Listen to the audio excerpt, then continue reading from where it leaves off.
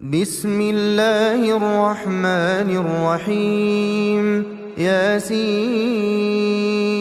والقرآن الحكيم إنك لمن المرسلين على صراط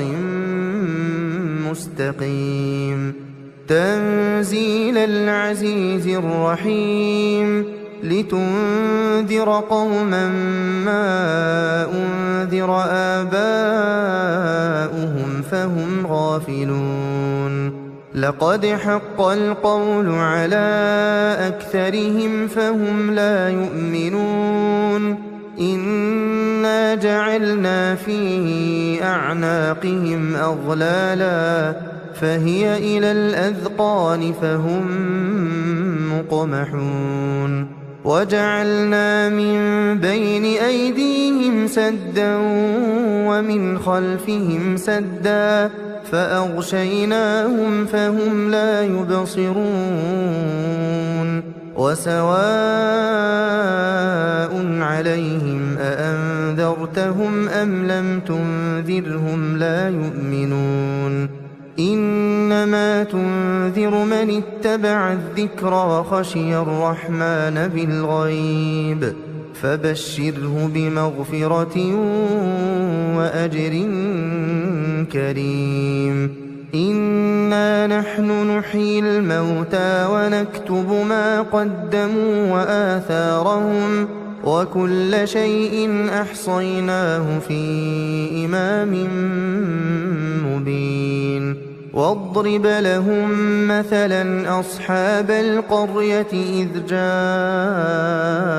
المرسلون إذ أرسلنا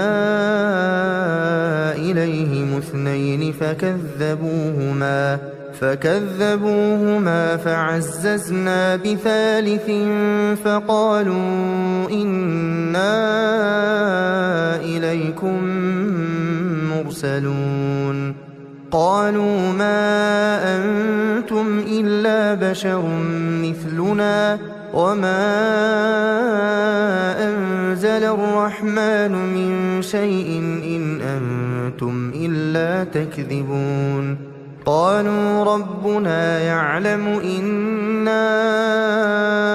إليكم لمرسلون وما علينا إلا البلاغ المبين قالوا إنا تطيرنا بكم لئن لم تنتهوا لنرجمنكم وليمسنكم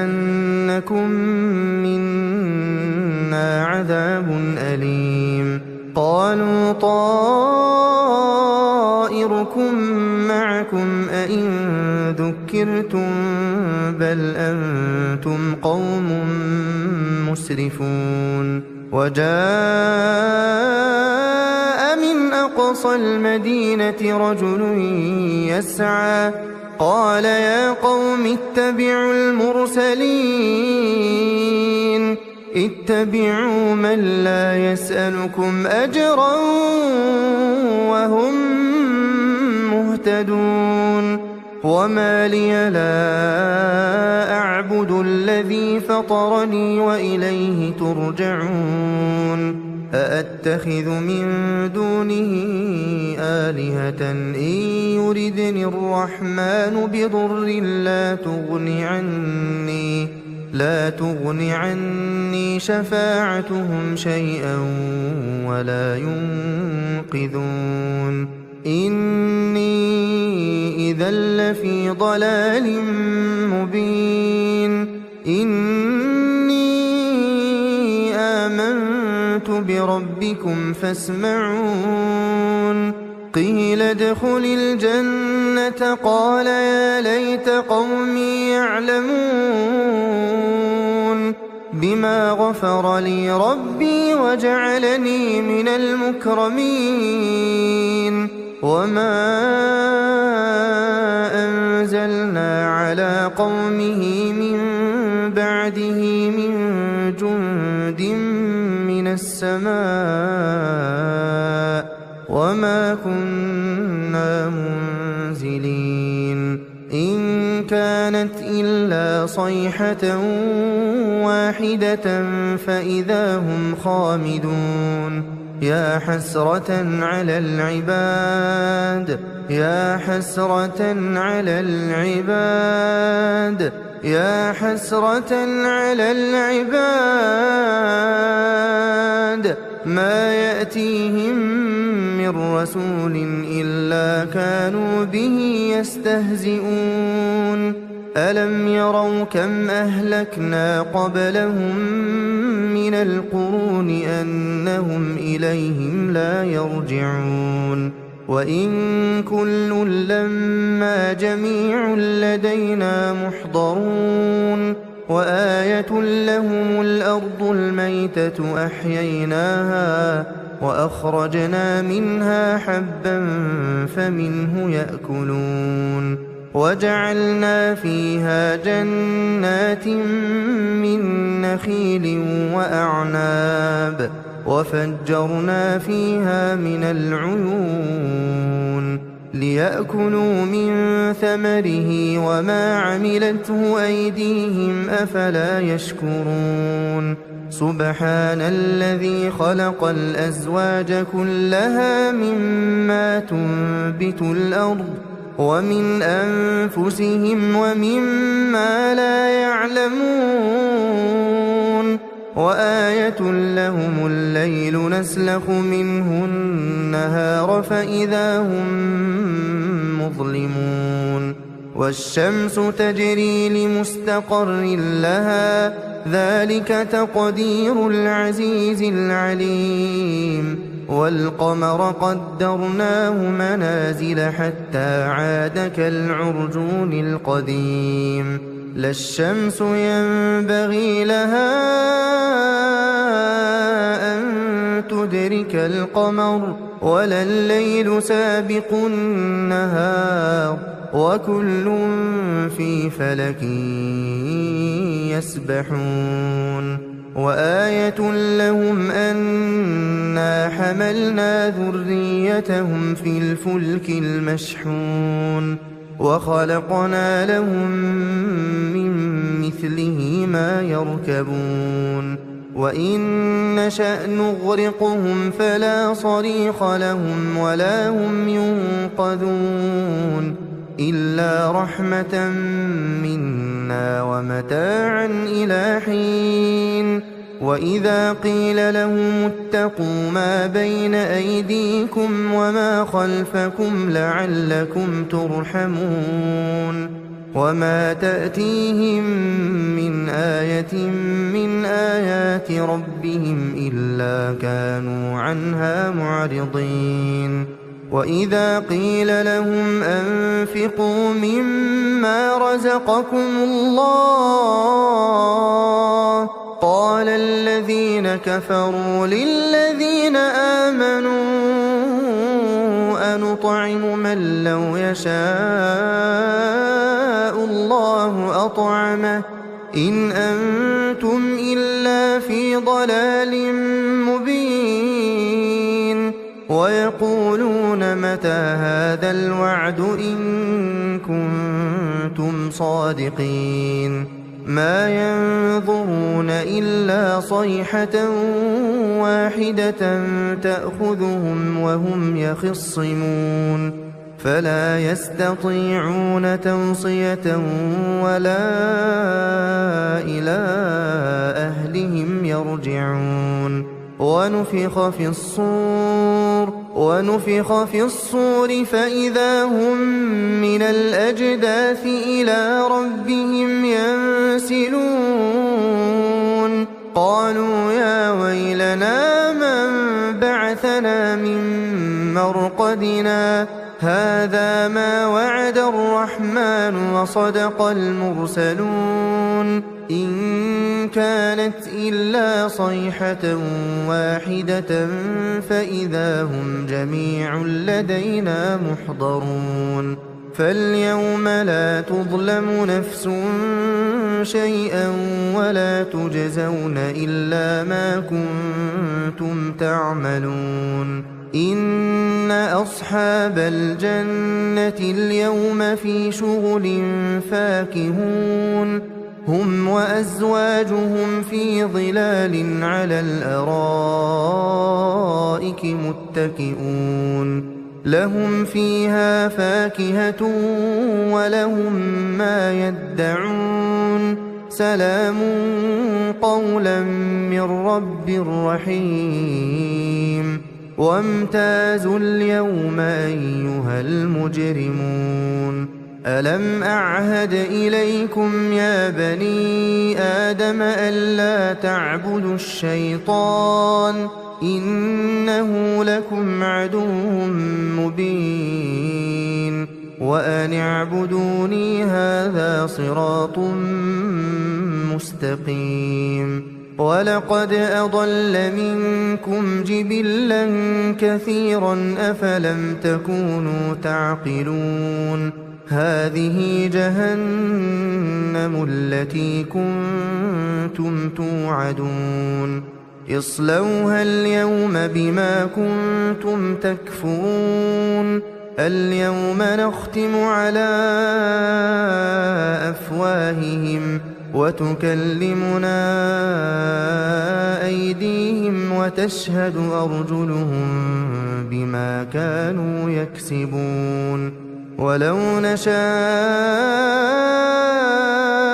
لطمسنا على أعينهم فاستبقوا الصراط فأنى يبصرون ولو نشاء لمسخناهم على مكانتهم فما استطاعوا مضيا ولا يرجعون ومن نعمره ننكسه في الخلق أفلا يعقلون وما علمناه الشعر وما ينبغي له إن هو إلا ذكر وقرآن مبين لينذر من كان حيا ويحق القول على الكافرين أولم يروا أنا خلقنا لهم مما عملت أيدينا أنعاما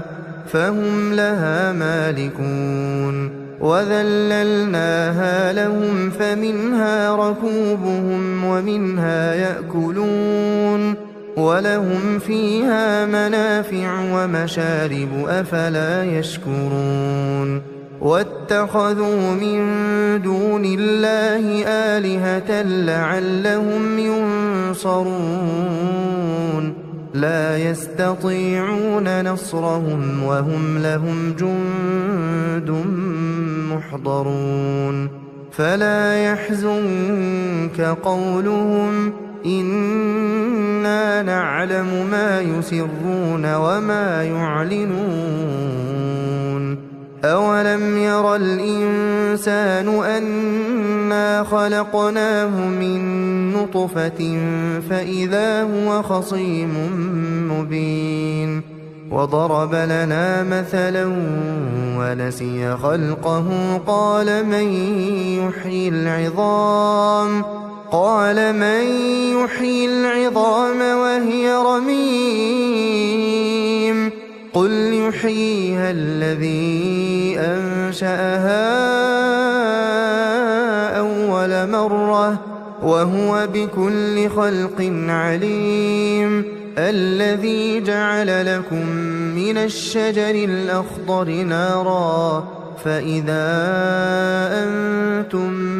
منه توقدون أوليس الذي خلق السماوات والأرض بقادر على أن يخلق مثلهم بلى وهو الخلاق العليم إنما أمره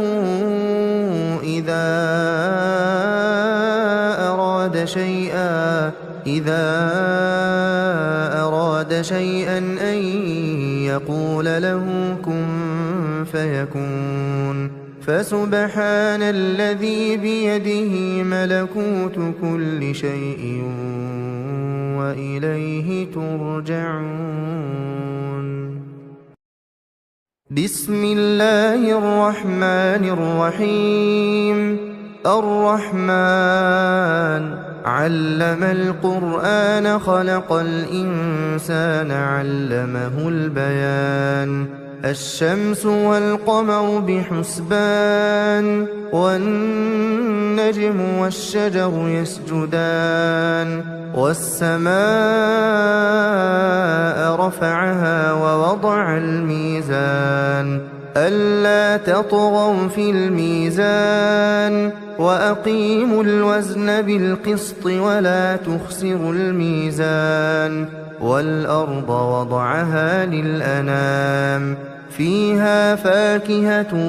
والنخل ذات الأكمام والحب ذو العصف والريحان فبأي آلاء ربكما تكذبان خلق الإنسان من صلصال كالفخار وخلق الجان من مارج من نار فبأي آلاء ربكما تكذبان رب المشرقين ورب المغربين فبأي آلاء ربكما تكذبان مرج البحرين يلتقيان بينهما برزخ لا يبغيان فبأي آلاء ربكما تكذبان يخرج منهما اللؤلؤ والمرجان فبأي آلاء ربكما تكذبان وله الجوار المنشآت في البحر كالأعلام فبأي آلاء ربكما تكذبان كل من عليها فان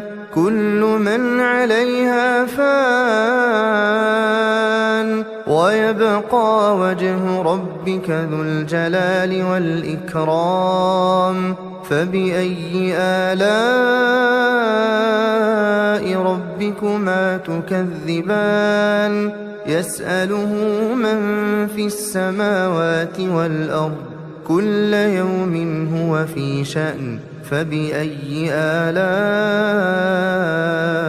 ربكما تكذبان سنفرغ لكم أيها الثقلان فبأي آلاء ربكما تكذبان يا معشر الجن والإنس إن استطعتم أن تنفذوا من أقطار السماوات والأرض فانفذوا لا تنفذون إلا بسلطان فبأي آلاء ربكما تكذبان يرسل عليكما شواظ من نار ونحاس فلا تنتصران فبأي آلاء ربكما تكذبان فإذا انشقت السماء فكانت وردة كالدهان فبأي آلاء ربكما تكذبان فيومئذ لا يسأل عن ذنبه إنس ولا جان فبأي آلاء ربكما تكذبان يعرف المجرمون بسيماهم فيؤخذ بالنواصي والأقدام فبأي آلاء ربكما تكذبان هذه جهنم التي يكذب بها المجرمون يطوفون بينها وبين حميم آن فبأي آلاء ربكما تكذبان ولمن خاف مقام ربه جنتان فبأي آلاء ربكما تكذبان ذواتا أفنان فبأي آلاء ربكما تكذبان فيهما عينان تجريان فبأي آلاء ربكما تكذبان فيهما من كل فاكهة زوجان فبأي آلاء ربكما تكذبان متكئين على فرش بطائنها من استبرق وجنى الجنتين دان فبأي آلاء ربكما تكذبان فيهن قاصرات الطرف لم يطمثهن إنس قبلهم ولا جان فبأي آلاء ربكما تكذبان كأنهن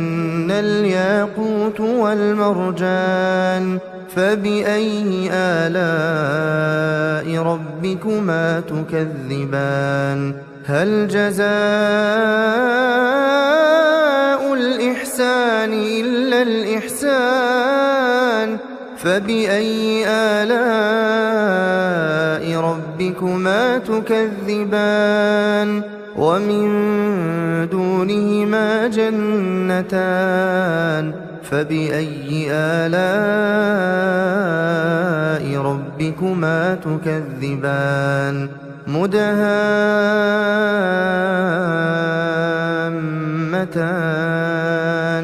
فبأي آلاء ربكما تكذبان فيهما عينان نضاختان فبأي آلاء ربكما تكذبان فيهما فاكهة ونخل ورمان فبأي آلاء ربكما تكذبان فيهن خيرات حسان فبأي آلاء ربكما تكذبان حور مقصورات في الخيام فبأي آلاء ربكما تكذبان لم يطمثهن إنس قبلهم ولا جان فبأي آلاء ربكما تكذبان متكئين على رفرف خضر وعبقري حسان فبأي آلاء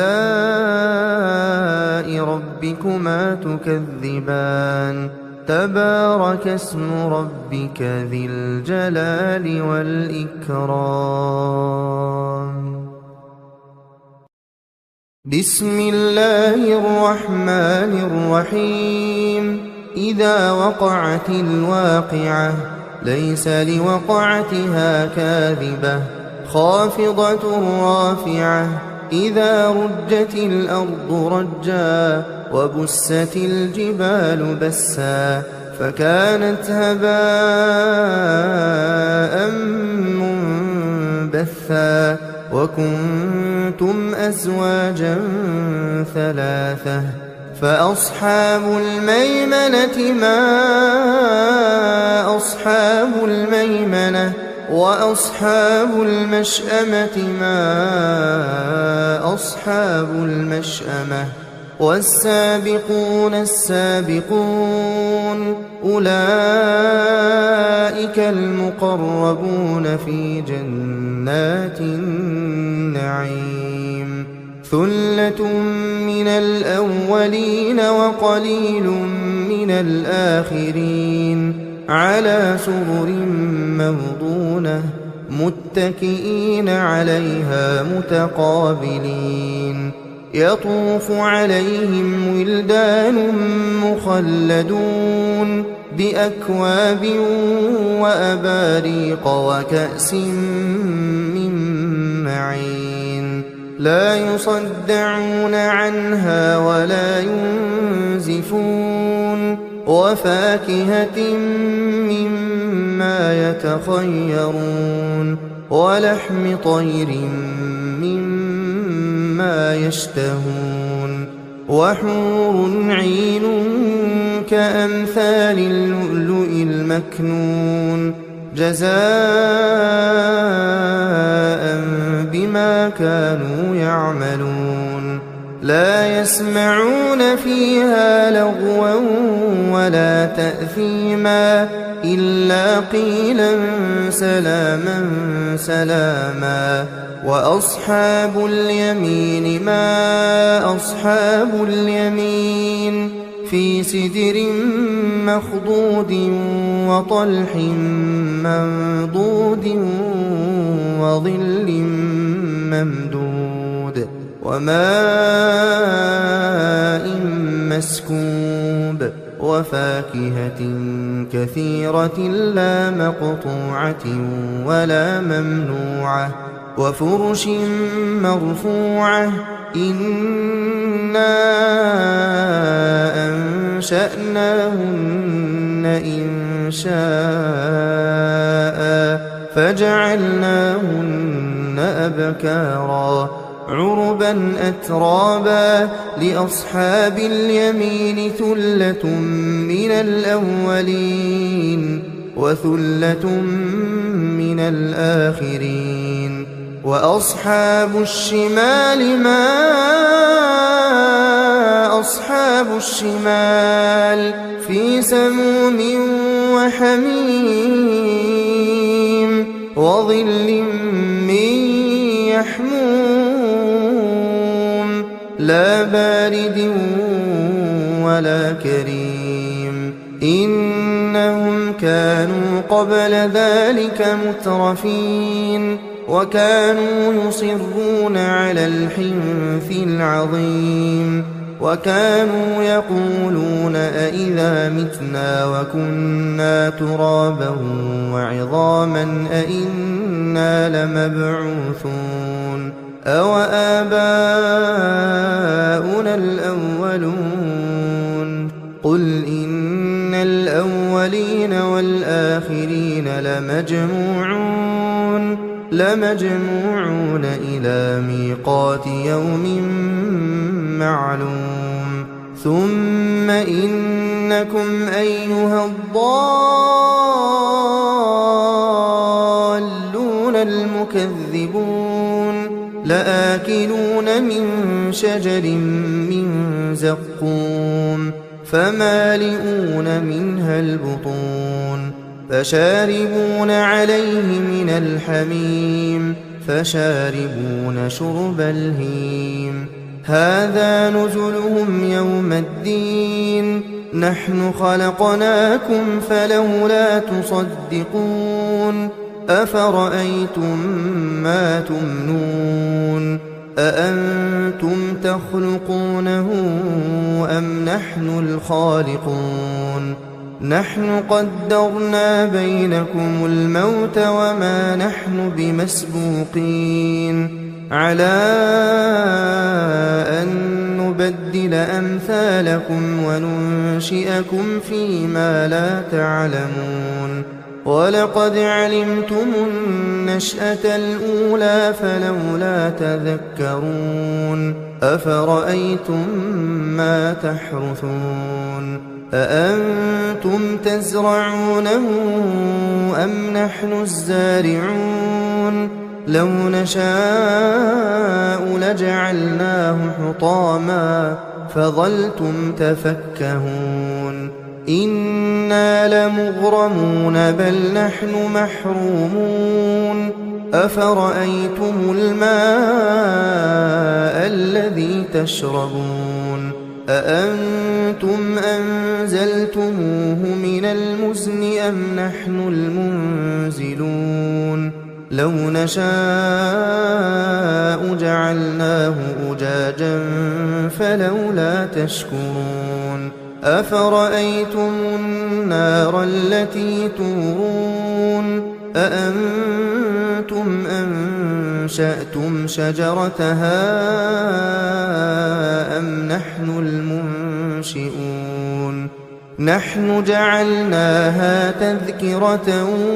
ومتاعا للمقوين فسبح باسم ربك العظيم فلا أقسم بمواقع النجوم وإنه لقسم لو تعلمون عظيم إنه لقرآن كريم في كتاب مكنون لا يمسه إلا المطهرون تنزيل من رب العالمين أفبهذا الحديث أنتم مدهنون وتجعلون رزقكم أنكم تكذبون فلولا إذا بلغت الحلقوم وأنتم حينئذ تنظرون ونحن أقرب إليه منكم ولكن لا تبصرون فلولا إن كنتم غير مدينين ترجعونها إن كنتم صادقين فأما إن كان من المقربين فروح وريحان وجنة نعيم وأما إن كان من أصحاب اليمين فسلام لك من أصحاب اليمين وأما إن كان من المكذبين الضالين فنزل من حميم وتصلية جحيم إن هذا لهو حق اليقين فسبح باسم ربك العظيم بسم الله الرحمن الرحيم تبارك الذي بيده الملك وهو على كل شيء قدير الذي خلق الموت والحياة ليبلوكم أيكم أحسن عملا وهو العزيز الغفور الذي خلق 7 سماوات طباقا ما ترى في خلق الرحمن من تفاوت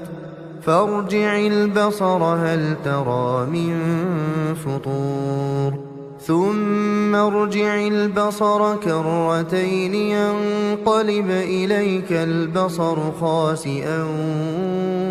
وهو حسير ولقد زينا السماء الدنيا بمصابيح وجعلناها رجوما للشياطين وأعتدنا لهم عذاب السعير وللذين كفروا بربهم عذاب جهنم وبئس المصير إذا ألقوا فيها سمعوا لها شهيقا وهي تفور تكاد تميز من الغيظ كلما ألقي فيها فوج سألهم خزنتها ألم يأتكم نذير قالوا بلى قد جاءنا نذير فكذبنا وقلنا ما نزل الله من شيء إن أنتم إلا في ضلال كبير وقالوا لو كنا نسمع أو نعقل ما كنا في أصحاب السعير فاعترفوا بذنبهم فسحقا لأصحاب السعير إن الذين يخشون ربهم بالغيب لهم مغفرة وأجر كبير وأسروا قولكم أو اجهروا به إنه عليم بذات الصدور ألا يعلم من خلق وهو اللطيف الخبير هو الذي جعل لكم الأرض ذلولا فامشوا في مناكبها وكلوا من رزقه وإليه النشور أأمنتم من في السماء أن يخسف بكم الأرض فإذا هي تمور أم أمنتم من في السماء أن يرسل عليكم حاصبا فستعلمون كيف نذير ولقد كذب الذين من قبلهم فكيف كان نكير أولم يروا إلى الطير فوقهم صافات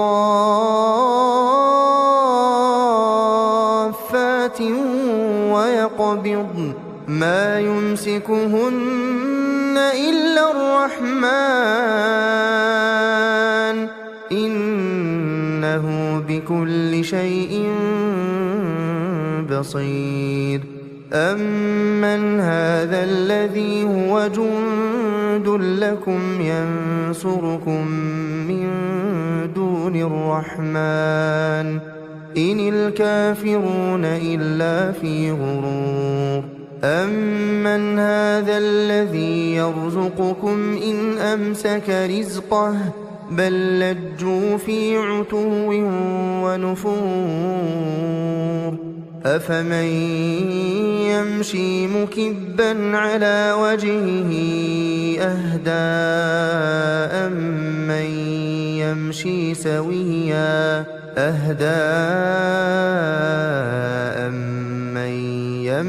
سويا على صراط مستقيم قل هو الذي أنشأكم وجعل لكم السمع والأبصار والأفئدة قليلا ما تشكرون قل هو الذي ذرأكم في الأرض وإليه تحشرون ويقولون متى هذا الوعد إن كنتم صادقين قل إنما العلم عند الله وإنما أنا نذير مبين فلما رأوه زلفة سيئت وجوه الذين كفروا وقيل هذا الذي كنتم به تدعون قل أرأيتم إن أهلكني الله ومن معي أو رحمنا فمن يجير الكافرين من عذاب أليم قل هو الرحمن آمنا به وعليه توكلنا فستعلمون من هو في ضلال مبين قل قل أرأيتم إن أصبح ماؤكم غورا فمن يأتيكم بماء معين